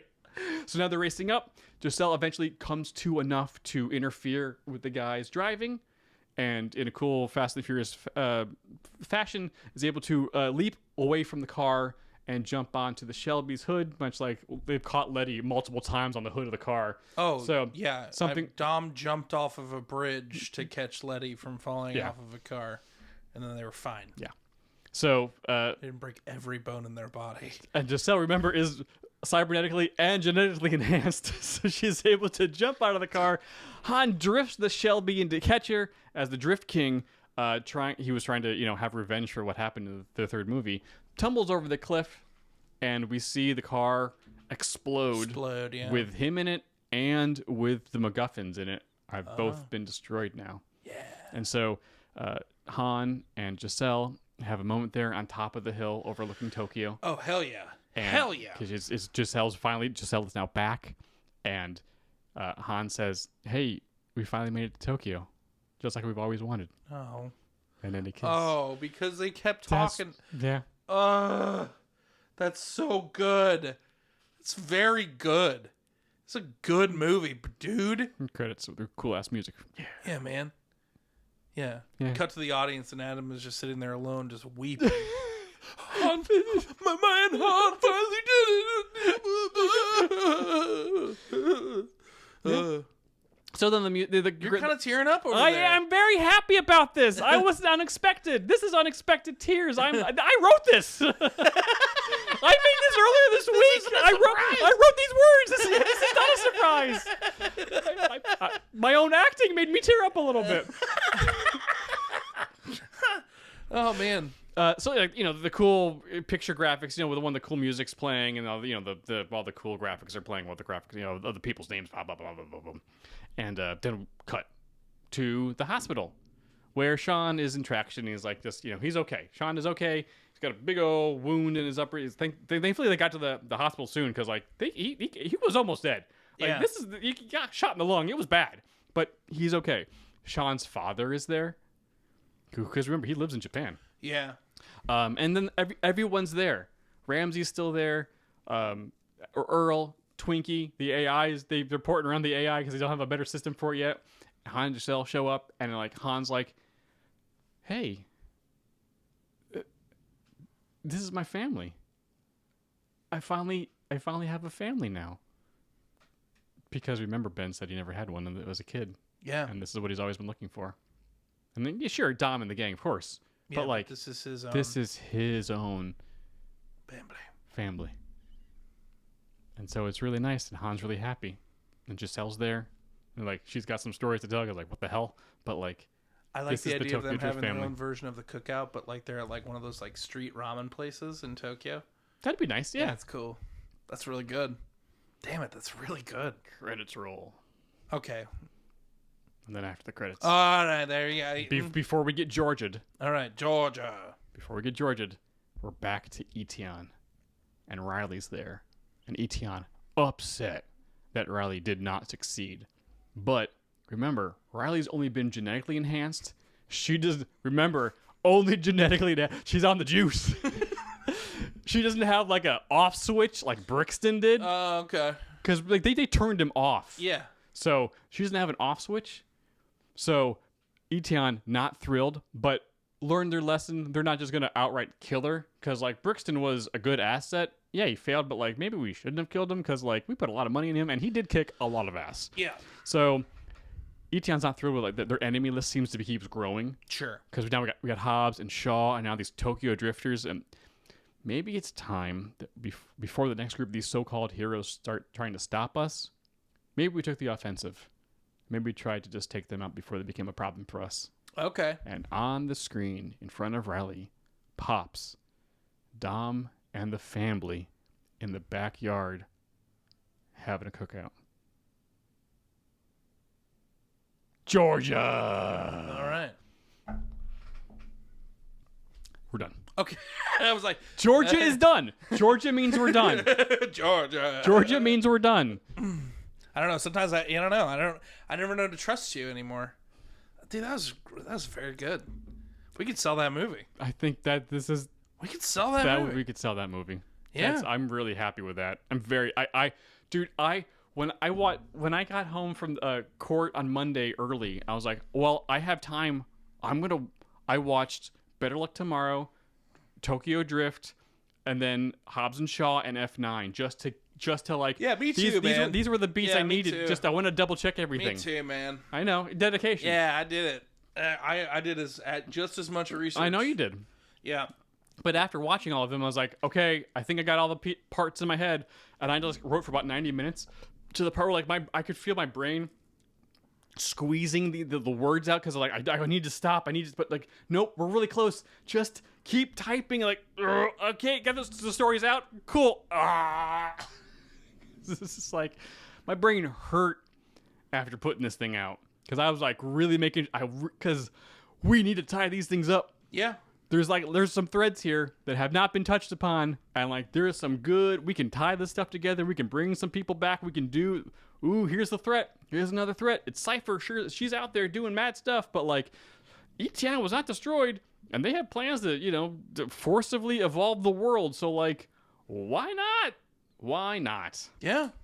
So I'm very proud of this. I was very happy with this. Good job. Well, and like Etienne being the spin-off bad guy is also not bad. You know what I mean? If they just have like their own like kind of like parallel storyline that everyone else can kind of tap in with, and then tie it in like when it all comes down to it. Yeah, it's really good. All right. Okay, but strap in. Maybe put your helmets on. Make sure right. you get the cool the cool racing thing. So everyone make Mine sure gets a little complicated, so I want to make sure the I roll do it in bars the are right ready to order. go. Okay. So, my movie opens on Miami. All right. And all of and the family is going away for much like I am going on like a little mini vacation for Thanksgiving. Sure. The family is going on a group vacation for Thanksgiving to Miami. Oh, They're that's gonna nice. hang out in Miami and have a great time. It's gonna be so fun. And they're checking into their hotel. It's like a big resort. It's beautiful. And as like I imagine it's like Dom and Letty like show up with everybody and they're at like the front desk of the hotel, and it's I imagine in my head it's Caitlin Olsen. Okay. From It's Always She's Sunny. always said, yeah. And she's just kind of because she kind of brings like a little fun, a little snark to She it. does, And yeah. but she's their hotel person. But as they were walking into the hotel, like everyone's kind of looking at Tej weird Right. as they're walking in. He's like, oh man, like everyone's just like taking pictures of me with their phone, and I'm like, I don't really know what's going on there. They're like, it's probably nothing. It's probably nothing. Like, we're here for vacation. Like, Yeah. let's just have a good time. And Caitlin Olsen, as she's checking them in, she was like, oh, takes one look at Tej, and she's like, hey, were these? You already checked in? Are these? You already checked in? Are these guys with you? And he's like, yeah, they're with me. And she's like, oh, absolutely. Like, I'm gonna upgrade you guys. So the whole gang gets upgraded to these like beautiful suites. Okay. And it's really, really nice. And there's like, oh, we didn't know. Yeah. Like, oh, great, cool. Cool. So everyone goes to their room and everyone's just like talking about like how they're going to spend their Thanksgiving vacation. Right. And, like, oh, what they're going to be doing and what they're going to be doing. But Tej is like, man, I have been so stressed out with everything and life has been crazy. Like, I'm going to go get a massage. And they're like, okay, cool. Like, Good idea, yeah. like, we're going to hit the pool, but if you want to do that, that's great. So Tej, which is Ludacris's character Yes, for those. yeah. Okay. Yeah. I'm with you. He goes and gets a massage, and it turns out that they were like, hey, we only have one room left. No, sorry. They're like, oh, absolutely. When he shows up they're like, oh, absolutely, right this way. We thought we already checked you in. I guess. Oh, I'm so sorry. And they're like, oh, your room is right this way. You have this special suite. And he's like, I didn't. Oh, okay. Yeah, wait a second. What? Yeah. And so Tej gets led into this really nice, like tranquil spa room. Okay. Incense burning, nice music, somber, like. But as he walks in and like shuts the door, someone is already on the massage table and is like, oh man, like I can't wait for this massage. Like I've been waiting for this for a while. And he's like, I'm sorry, who are you? And getting up from the massage table and it's like, and it's kind of freaked out that Tej is there. It's the rapper Ludacris. I had a sneaking suspicion. Like, when you said you've already checked in, I was like, wait a second. Who else looks like Tej? He's not gonna do. No, it can't be. Tej and Ludacris go, "You're me, like a Spider-Man meme. Yeah. And then the credits roll, and we see the title: Too Fast, Too Ludicrous.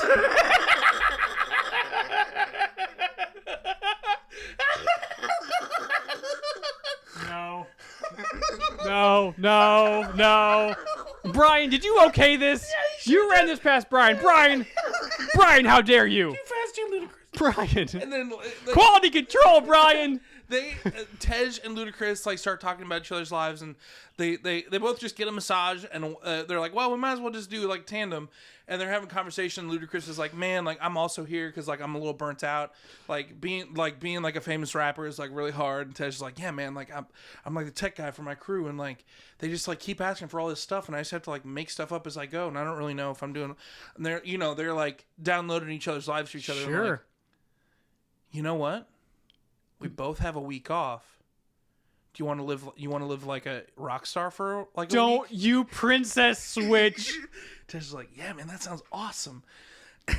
And Ludacris is like, yeah, like I would love to just be like a regular guy for like a week. Like that'd be awesome. He's like, your friends seem really cool. Like they seem a little demanding, but like they seem pretty cool. And he's like, yeah, man, you're like Corona because we got a lot of that. So they're like, they agree to switch places after leaving the massage. And so Tej goes to be Ludacris, and Ludacris goes to be Tej.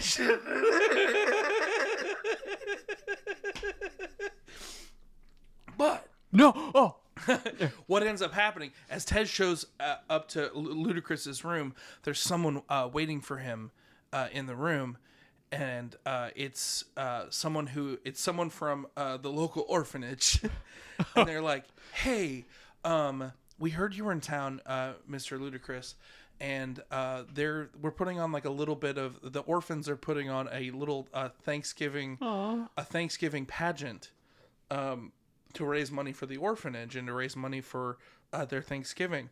And we're wondering if you would be able to donate your time to come perform at the local the local community theater to raise money for the orphanage.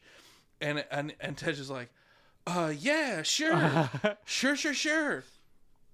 And then simultaneously Ludacris shows up to hang out with the family at the pool. Yeah.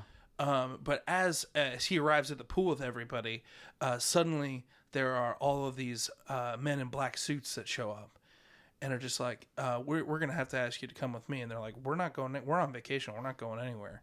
They're like, "Oh, are you Mr. Nobody?" And they're like, "No." And then they just like show guns, and they're like, "Oh, I guess we're going with you." And Ludacris is like, "What?" And so they get taken to this amazing villa, like overlooking the ocean. Sure. And it turns out that it's this crazy, it's this very, eccentric, sure, Swedish, like restaurateur, like billionaire. Okay. Like he's you know what I'm saying? That aesthetic of like the restaurateur billionaire, where they have a refined taste to it. Yes. It's very eccentric, and they're like, "Oh, I heard you guys were in town, and I heard you guys were very talented thieves." Well, for every year around the holidays, I like to offer a challenge to all like the best thieves in the area. If you can steal, since you guys are all car people, I've offered a challenge to anyone that can steal this solid gold motorcycle from me. Okay. I'm throwing in a little tower heist, I guess. The solid gold motorcycle from me. Like, we'll win win a prize. And it's like, well, what if we don't want to do that? It's like, oh, then I have to protect the integrity of the competition. Like, I'll have to eliminate you. And they're like, well, I guess we're doing this. So the gang all goes back to like kind of figure out a plan to like steal this motorcycle without getting caught. Sure. And Ludacris is like, oh, I don't know. But Ramsey is the one that clocks it. Of course she does. She's very smart. She's like, hey. Ludacris? You're Ludacris. He's like, yeah, how did you know? It's like, he's like, they want me to like figure out like how we can like melt down this motorcycle and then build it back together again. They're like trying to basically like melt it down into liquid so they can like suck it up with I don't know how to do this. And she's like, okay, I've got some scientist friends in the area. Like, I think they can help us. And he's like, okay. He's like, but we got to do it on the sly. So I can make it look like that I'm Tej. And she's like, absolutely. So like they sneak away and meet with these scientists that figure out a way to liquefy the motorcycle. All the while, cut back to Tej showing up to the community theater with all the orphans that are like, thank you for doing our show, Luda. And like the showrunner and the stage manager are there, and they're like, oh, okay, like you're gonna go on. And he was like, oh, did you bring your tracks? And he's like, oh, I guess I did. And one of like his entourage is like, oh, here are the tracks. And it comes to light that like they're like playing the tracks over the loudspeaker, and like one of the like the grizzly stagehand knows like all of the words to his songs. Sure, yeah. And is like rapping along and like doing all this stuff. And but he's kind of eccentric and kind of weird. And so what ends up happening is that Tej figures out a way he basically jerry-rigs this system in order for him to perform the show. Yes. But the other guy is rapping the whole time, and the whole time they're like, hey, he doesn't sound like himself. Oh, yeah, but that's live performance. But like it all goes off without a hitch, and the orphanage is fine and saved. And then yay! And the orphanarium! And then Ludacris is basically like trying to melt down the motorcycle, but like he needs like and the scientists are helping him, and like Ramsey's like trying to figure out a way to do it on the slide. Right. But like they basically like need to distract all of the guards, and so Ludacris, at pretending to be Tej, pretends to be Ludacris, showing up at the house. They're like, oh my God, you're Ludacris. He's like, I am. Wink, wink, wink. But he really actually is Ludacris. And then they it seems like they make a getaway, but then we find out that the other team trying to steal the motorcycle is John Cena and The Rock. Oh, what? And so there's like a big chase, and there's like a whole big thing with them, but eventually like they steal the motorcycle and get their prize from the Swedish millionaire. Right. And it turns out that the prize is tickets to go see. So obviously it's $1 million and it's tickets to go see the Ludacris. show. Yeah. Be like, look, it's Thanksgiving. Like, of course, it's like the prize is a lot of money, but it's also like you'll come with me to this little thing. It's a fun little. It's a fun, cute little thing. Then of course that wouldn't have killed you. That So was they all just show up flavor. to the show. Okay. And then that's where Ludacris and Tej are like, oh, we should probably switch back. It's been crazy, man. It's been crazy. And then, they switch back. The orphanage is saved. The gang won the competition. And everything was great. And that is Too Fast, Too Ludacris. And as I'm looking at my notes, I forgot one very important part about Too Fast and Too Ludacris. Oh, what's that? That is actually not the full title. Oh, okay. The full title is Yes. Too Fast, Too Ludacris, a Muppet Thanksgiving extravaganza. And in this film, everyone but Ludacris is played by Muppets. First, Dom is played by Kermit, obviously. Letty is Miss Piggy, yeah. obviously. Roman, Gonzo, obviously. Ramsey is Janice. Oh, from yeah, Dr. yeah, Teeth yeah, and the yeah, Electric yeah. Mayhem. And then when they show up to the hotel, it's Caitlin Olsen. But I she's said an earlier, ostrich? but it's actually Big Bird. Because you're a bird, You're D. a bird, D. You're a giant bird, D. I had to throw that in there. It's too fun. And when Ludacris, when Ludacris goes to be Tej, the two scientists that Ramsey finds are Dr. Benson and Beaker and Honeydew. Beaker and Honeydew, yes, and they're the ones that figure out, and it's a wacky scene, and the eccentric Swedish culinary millionaire. Yeah, there it is. Did you Nolan me? You Nolan me. It's the Swedish chef. Of course, it's the I really set that up, and you're like, oh yeah, of course. I was like, it's the Swedish chef, you idiot. What happens if we don't steal it?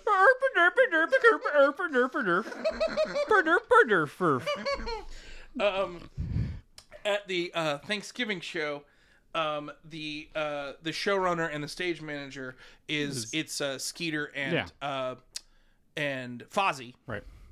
And then I forgot to mention Roman, the Gonzo Roman. It's Gonzo, but he's like way buffer. Sure, yeah. Like a buff Gonzo puppet. Yeah. It's really funny.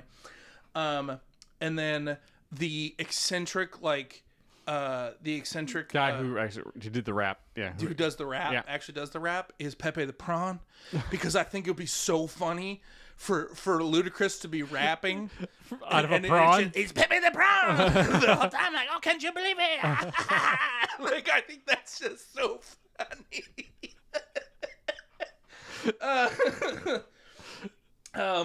And then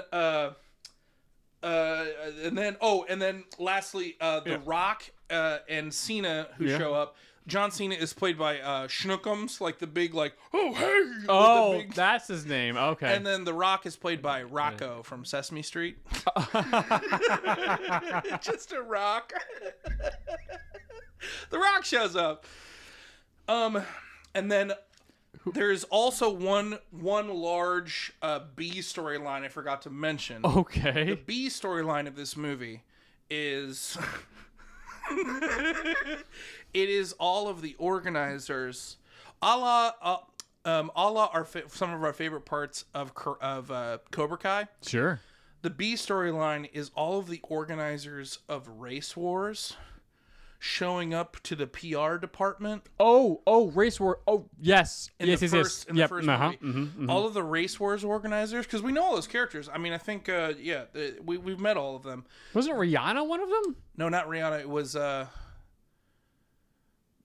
Australian white girl actor, or rapper rather. I can't remember her name. There was somebody. It was an actual like other famous type person to be. Yeah. In Furious 7 at Race Wars, that is Iggy Azalea. But it's them showing up to their PR department, having lengthy discussions as to why What? they can't call it Race Wars anymore. And their PR person is played by Sam the Eagle. Yep. It's 2022. We got to come up with a better name. In 2002, this was okay. You can't call it Race Wars. That's the B storyline running underneath it like the whole time. Like, it's just, you understand, you have to understand. Yeah, but it's we race cars, and it's like kind of like a war. Yeah. That's the B storyline. Too fast, too ludicrous. A Muppet Thanksgiving extravaganza. Who plays the orphans? It's just The chickens. And then Brian is alluded to at one point, but it's the bunny. What's the bunny's name? Oh, I think it's Brian the bunny. Is it Brian the bunny? Yeah, the bunny. From The Magic Christmas Carol. Oh, okay. Yeah. The Muppet Rabbit's name is Bean, and I'm sure there's a Brian Bean fun fact footage joke somewhere in there. But yeah, that's my Too Fast, Too Ludicrous. Wow. We went in two very different directions. That's always, you have to go first. You actually worked really hard, and I'm screwing around. To be fair, I just was like, this was because Brian has been doing the BMI program and has been staying with us on weekends, right? And I was just like, what if it's this? And Brian was like, that's the best thing I've ever. Yeah, that's it. And I was like, I was just pulling that up. He's like, nope, too fast, too ludicrous. Figure it out. So thanks, Brian. Good job, Brian. Whew.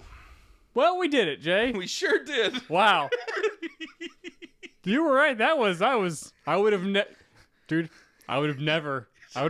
thought of that. I would have never expected that. Yeah. Quite the twist. That's what I'm here for. Also, well-delivered twist. Yeah. Describing the whole movie. Wait a second. They're all Muppets. Oops, I forgot a very important Well, no, detail. that's the thing. I was like, you have to set the expectations very specifically. Okay. I'm glad you appreciate that. Oh. Because I was like, you could screw this up. You can't explain too hard. Yep. But you can't explain not enough. All right. Well, happy Thanksgiving, Happy everybody. Thanksgiving, everybody. I hope you're having some fun time with the people you want, your own chosen families. As we sure are. As we sure are. So I hope you guys enjoyed these fixes. Yeah. Seriously, Justin, if you're out there and you listen to this, I'll take a story by Buy credit. his one page. Like, it's very good. I think it'll fit into one page. Guys, thank you guys so much for listening. Thank you so much for watching. If you're listening to this wherever you find your podcasts, podcatcher apps, whatever. If you wouldn't mind leaving us a little bit of a review, nothing less than 5 stars. I will not accept anything less. Oh, I will find you. wow. Your family. Also, It's your family? Wow. yeah. I mean, it Jeez. works for whatever. It doesn't work for Eteon. Yeah, we'll send baby. Eteon after you. We'll Yeah, get you. And also, if you're watching this on YouTube, thank you guys so much for watching over here. If you wouldn't mind liking, subscribing, and hitting that bell and doing that YouTube that you do so well. We appreciate you guys watching. The show's growing. It's been doing really well, and you guys have been telling your friends and sharing the show. So thank you. Every little bit helps. You guys are amazing. We love doing this show, and we will see you guys next time for Black Adam. Yes, I realized that. Yeah, Black Adam. The one we already taped is coming next. Yes. And then starts the Switchmas season. We have a December to remember, everybody. Halfway through December, I was like, you're about to say it in the tone of a car commercial. Say remember next. We have some very fun ideas for what December is going to be. This idea that we did today will be revisited with another movie franchise. We're not going to tell you what that is right now. Oh, no. But we're going to do this format. I believe it's going to be on Christmas. It's a Christmas Day release. This format for a different type of movie. Obviously, it's going to be a Christmas-esque movie, but we're not going to tell you which franchise it is. But you guys are probably going to be very surprised. Oh, yeah. And it's going to be nuts. It's really going to be nuts. It's going to be a fun month, everybody. As we end every episode, heartbreak feels good in a place like this. It's the little knife go fast that you never see that drifts into your kidney, Jay. Borky, borky, bork. Bark, bark, bark. I'll kill you all. Bark, bark, bark. Bark, bark, bark. Bye, y'all. Bye, everybody.